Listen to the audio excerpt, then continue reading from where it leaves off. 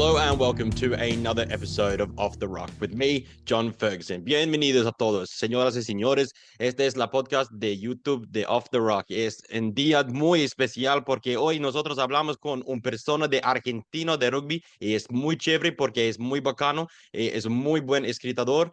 But now I'm going to change back to English because of all the Australian watchers. This is an Australian podcast. We'll maybe do a little bit of Spanish later on, but we have a guest here from Argentina. He's been working over 3 decades with World Rugby, stretching back to 1995, but he is also a writer at RUGBYPASS, which is how we have gotten in contact.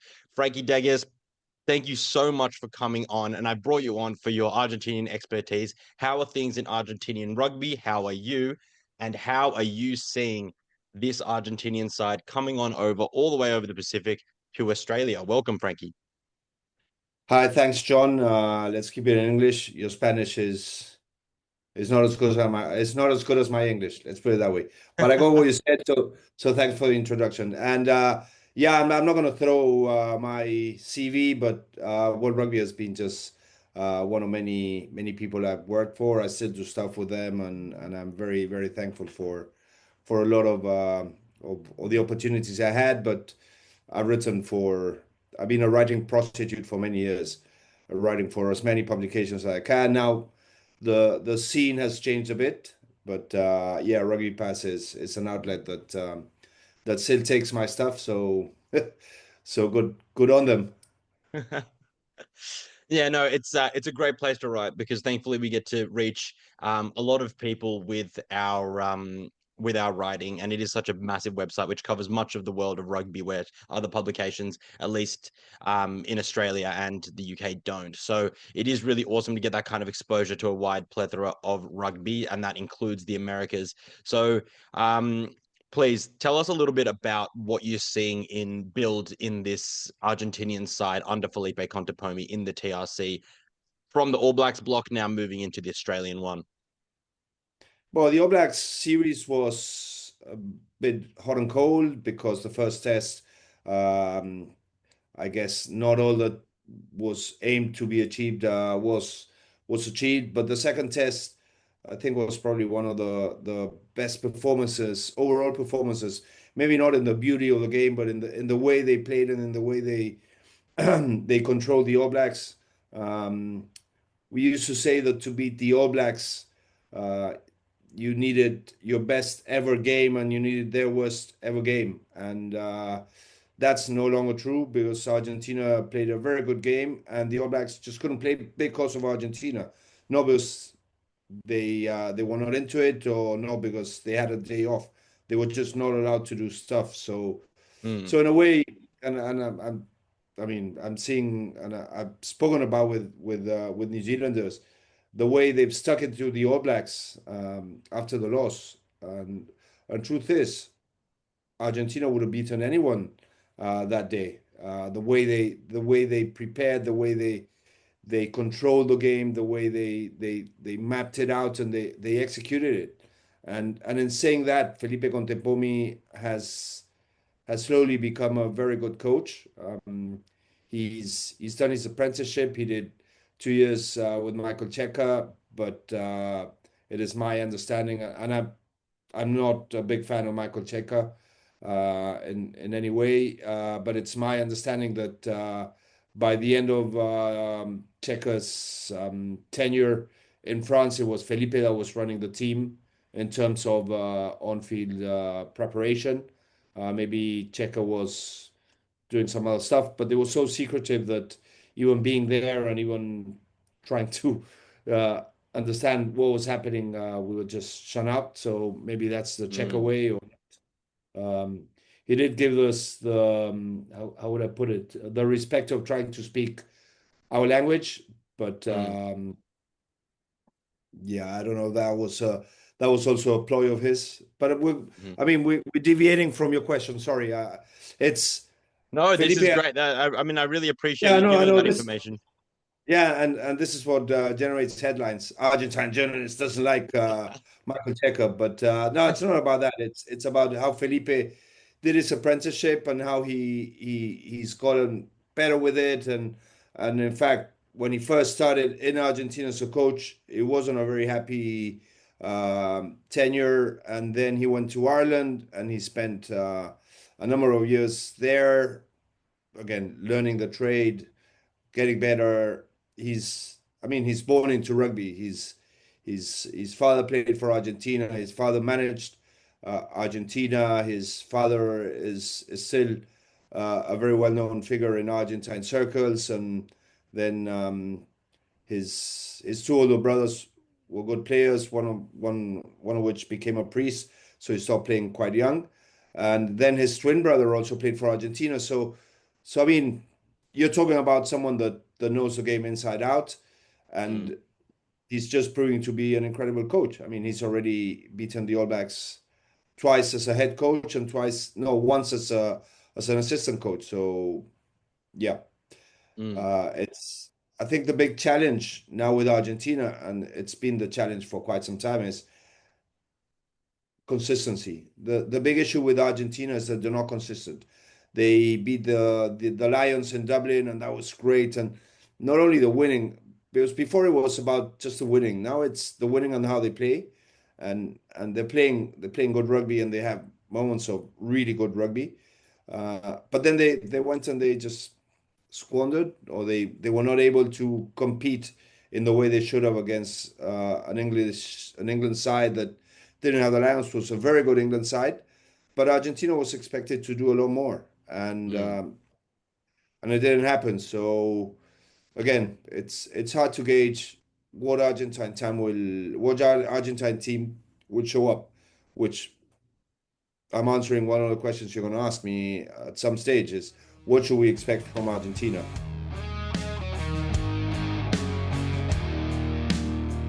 2 points that are really interesting there. I think the integration and stewardship of or like the rising up to be the head coach of Felipe Contepomi has obviously taken a while. He's done extremely good stints at good European clubs as coaches, assisting coach, and then now he's there.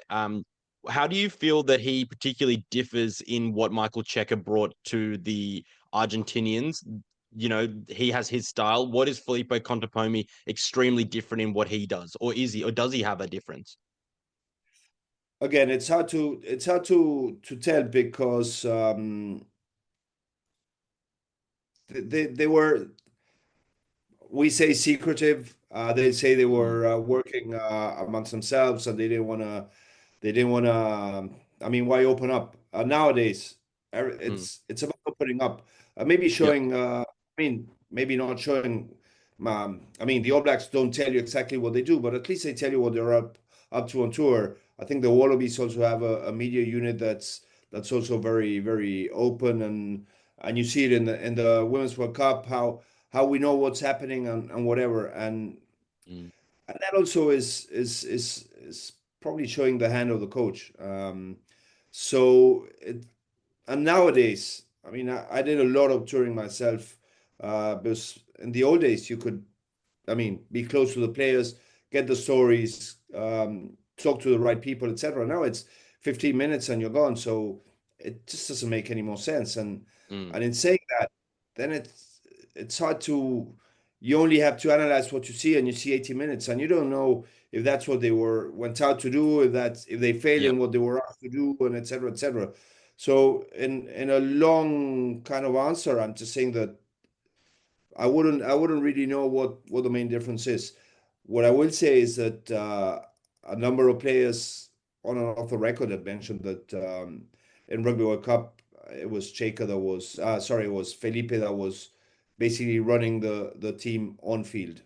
yep, yeah. So that would lend itself to a more consistent style and more consistent style over the transfer of the two coaches. So that makes absolute sense. I think it's really interesting how you Sorry, mentioned sorry, the which in a way is it's also the stature of Cheika and his intelligence, that he knows that. I mean, um, he knows how to look after himself, but bringing in good people. I mean, I've dealt very very little with Cheika, but I think he's an extremely intelligent guy. So I'm not. It's basically, yeah. I didn't like his ways, but mm, his success and whatever. So So forget about the headlines. It's not about him, but um, but I guess a sense of coaching leadership, if you want to call it one way, is to Mm, be around people that will offer more than what you yourself can offer. mm. I think one of the things that you touched on earlier was really interesting because you spoke about the inconsistency, and that's something that the Wallabies have definitely struggled with in years gone by.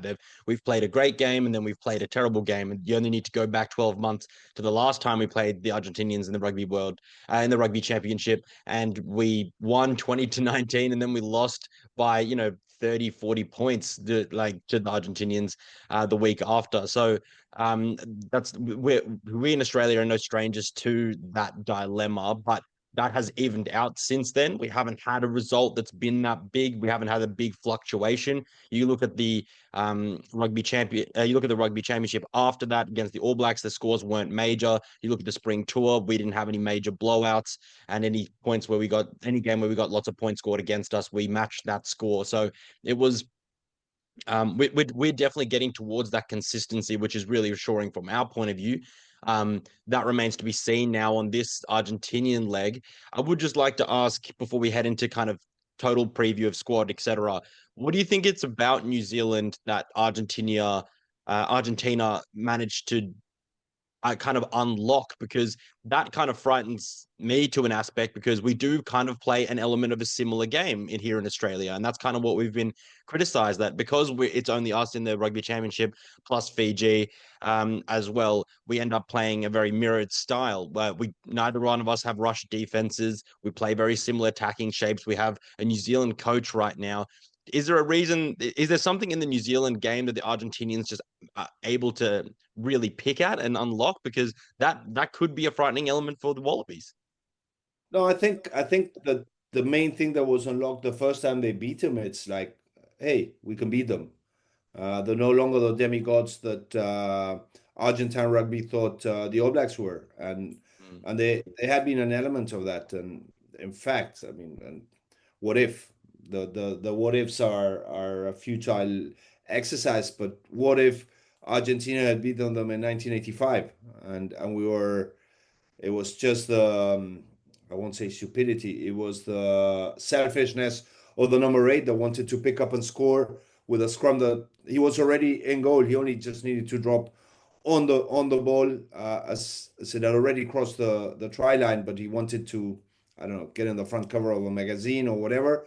And we drew against the All Blacks rather than beat them. What would have happened after that for Argentine rugby? But again, it's the story of should I turn right or left, and you don't know if you're going to find, Hypotheticals. yeah, what if?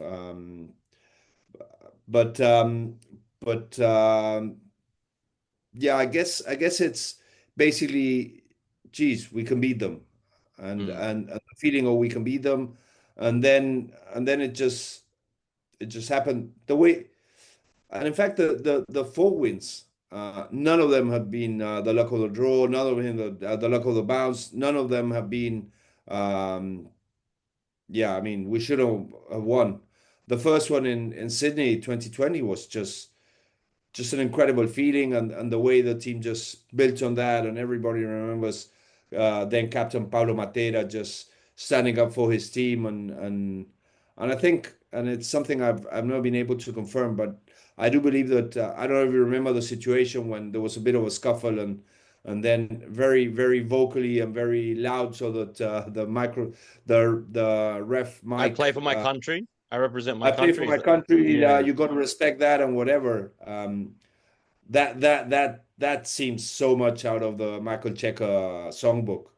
Mm, So if he got that instilled in them, so much better. mm, But that wasn't something an Argentine captain would have said before that. But anyway, congrats on that. And then, well, there was a huge win in Wellington. It was 40 something. I mean, the All Blacks had never taken so many points. So I guess once you've unlocked something, and you know you can do it, you just know the feeling. No, mm. no, it's now it's part of your DNA. It's just a question of, again, how many times you can do it, and how you can do it. 2023. I mean, they had beaten them in in New Zealand. The only game in the Rugby Championship was at home. Everything was in Argentina's favor, and they were just not competitive enough. So Yep. again, it's inconsistency. Inconsistency. And what you were saying about playing styles and whatever, Mm. uh, don't forget that Felipe would have worked alongside the Wallaby coach when he was in Ireland, because At the Leinster. Mm. because the provinces work a lot with the national setup in Ireland. They have a very Yep. good system, and I imagine he would have lived in Dublin, and he would have been involved, and most of the back line came from Leinster.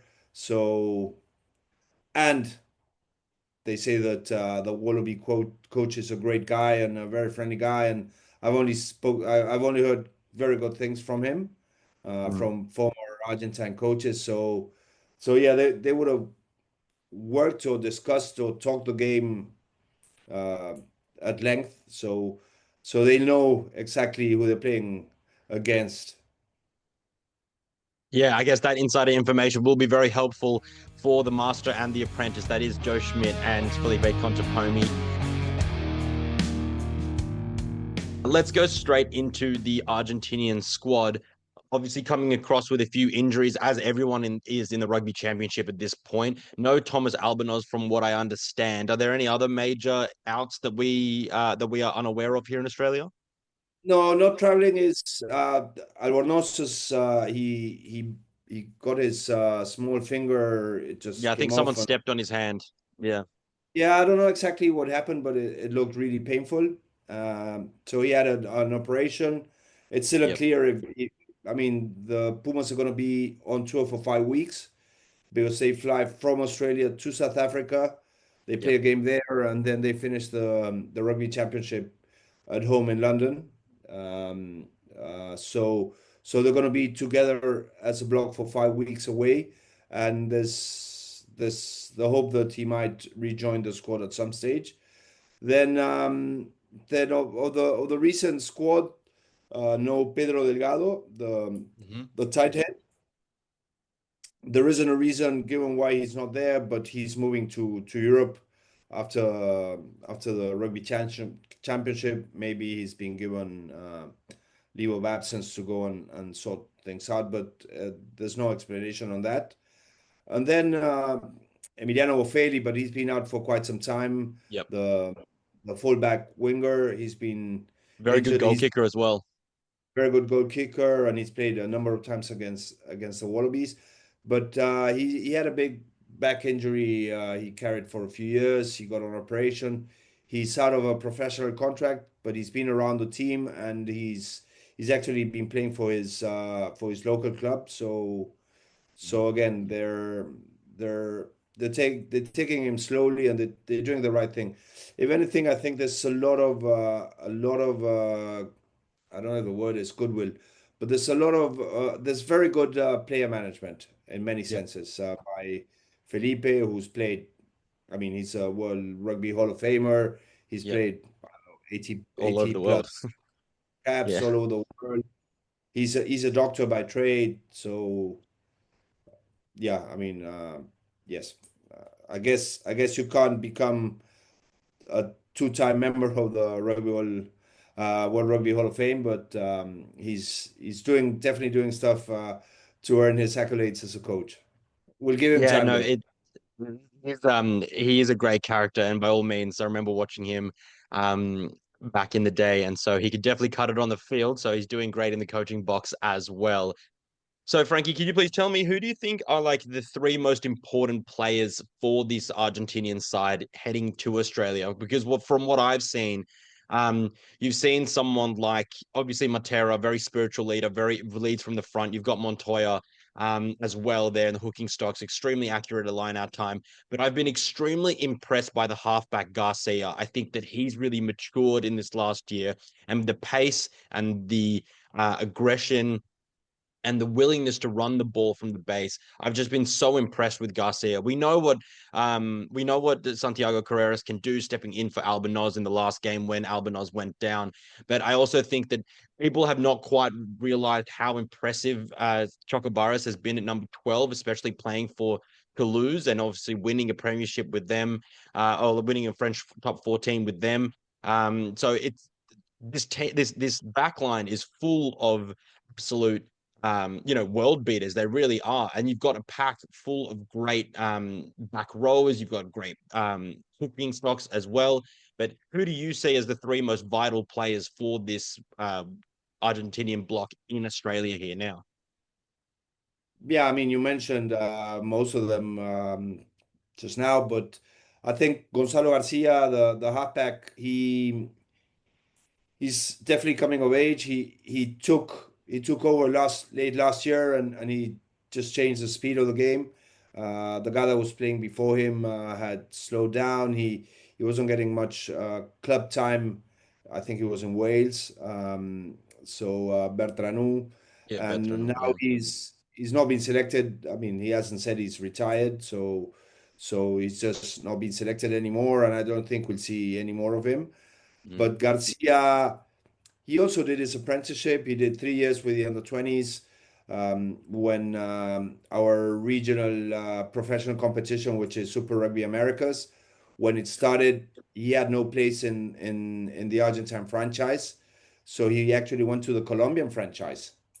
And from there, rather than disappear, he just stood up, which in a way was a very good move because rather than be second, third scrum half behind where he was in the Argentine franchise, he was playing most every game and leading and whatever. And then he had a long-term injury, but again, I mean, with time, with work, and with patience, he's become the player he's become, and I think he was very important against the All Blacks. In fact, I believe he changes or the way they wanted him to play from first test to second test was quite noticeable. So it means that he can play in very, very many different ways, which is very good.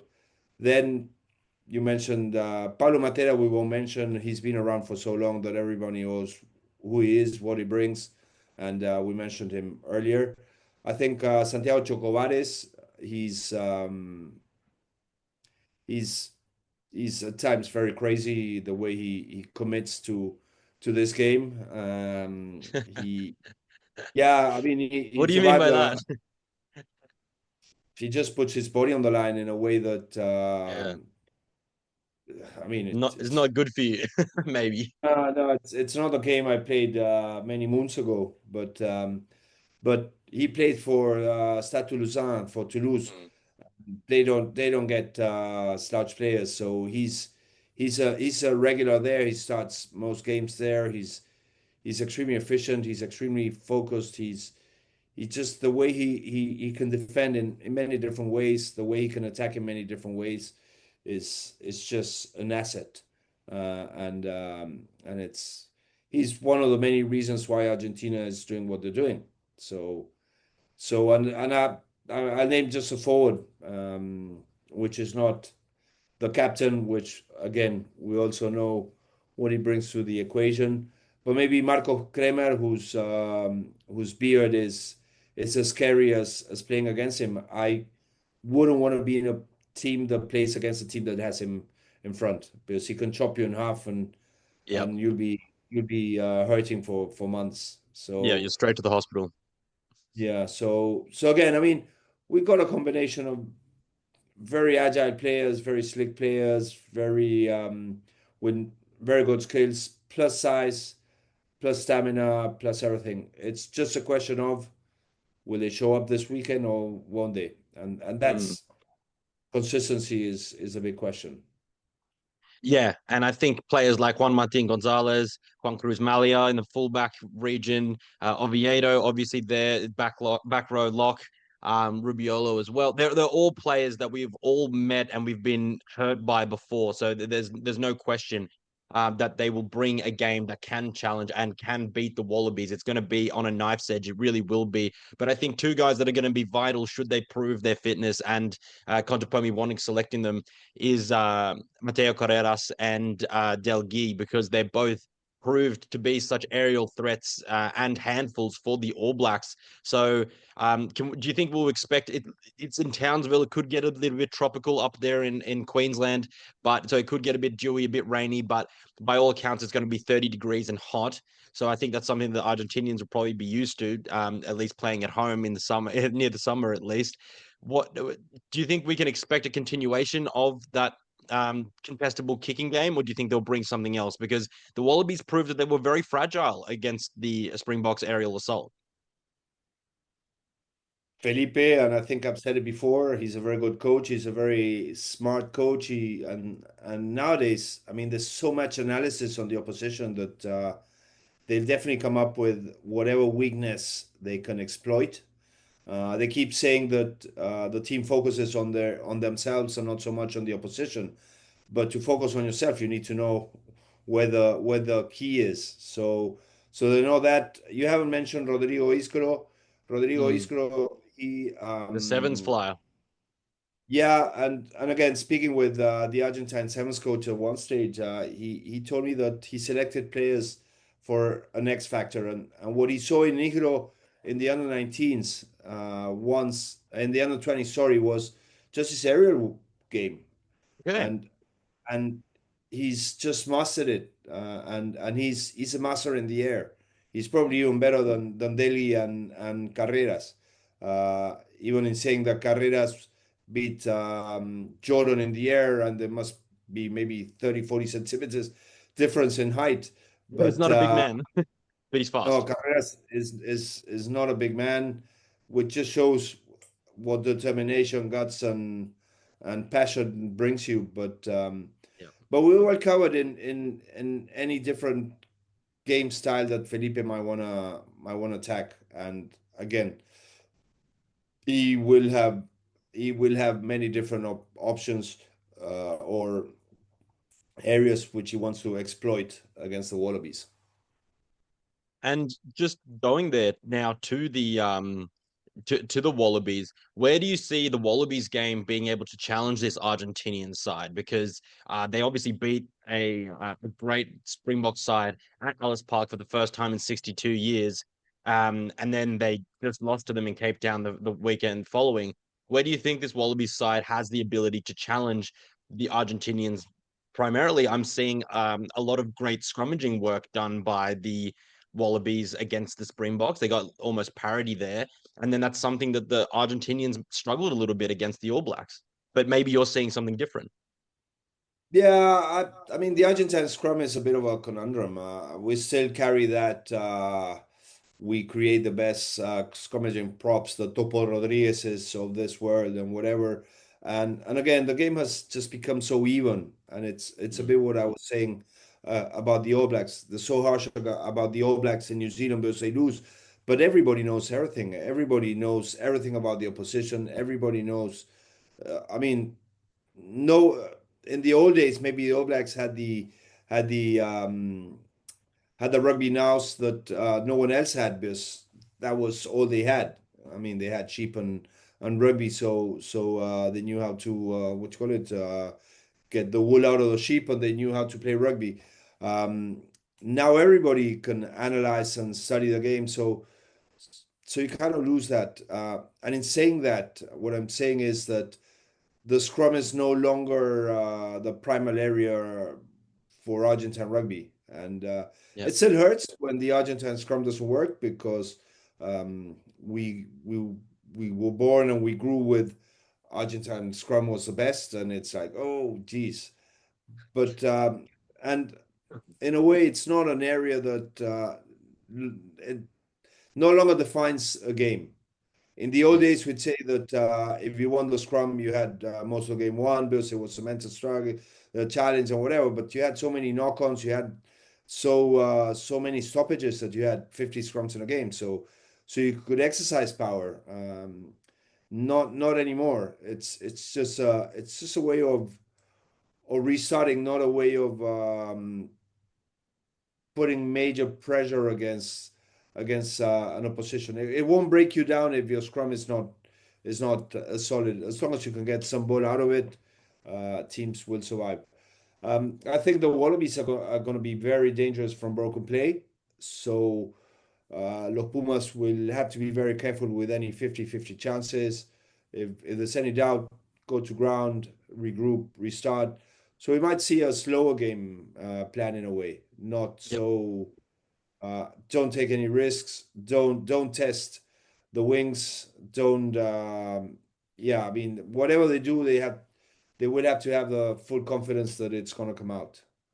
And I guess the absence of Skelton is going to be huge for the Yeah. Wallabies, and it's be also important for Argentina because, I mean, you're not playing against a pack of 10 players. Yeah, it's going to be interesting to see how the Wallabies go now. This is going to be the first game without Skelton since the first game in the Lions Test series. So that feels like a lifetime ago now. Um, just before the last thing that I'll ask you to do here, if you'll allow me to, Frankie, I don't could you sing. give? I'm sorry, I don't sing in podcasts. Well, that's a shame. I'm gonna have to go to my second thing. And if you could give us a very brief prediction in Spanish, please, for the score for this match. Argentina va a ganar 22-17. All right. So he's predicting a win for Argentina for, did you say 22-17 or 22-16? 17. 22-17. Okay. I think that it'll be you know what? Just for in reverse, I'm gonna say it's gonna be the other way around. I think it's gonna be 22-16 to the Wallabies. And we'll see how we go on that. Frankie, thank you so much for coming on. I really appreciate it for taking time out of your busy life. And I know it's the end of the workday for you on that side of the world. Thank you so much for joining me from Argentina. And thank you so much for sharing your insights, both in English and Spanish. And thank you for giving me some Spanish coaching with my Spanish as I aim to make it better. Thank you so much. And all the best to you and the Los Pumas as they travel to Australia on this 2-game tour. It'll be a pleasure, and I guess you'll have to buy a beer in Rugby World Cup 2027. Hopefully, we'll be there. It'd be my honor. As long as you drink an Australian pale ales or something of the sort, that'll be fine by me. I mean, fact is, I'm a teetotaler, but that's what you always say. You've got to buy me a beer, and then when you're there in the pub, you just ask for something different. But yeah, Well, as long as you bring an Argentinian Malbec, then I think we can call it even. And all of you guys, please enjoy the week's rugby leading into the Women's World Cup, which the Wallaroos have a make or break game against England because they are still hanging by a knife's edge. They're hanging by a thread in going into the qualifying finals, and then also prepare for the Los Pumas versus the Wallabies up in Townsville. It's going to be a cracker game. So to all you guys, enjoy your rugby until then, and I'll catch you later in the week for when the teams drop. So bye for now.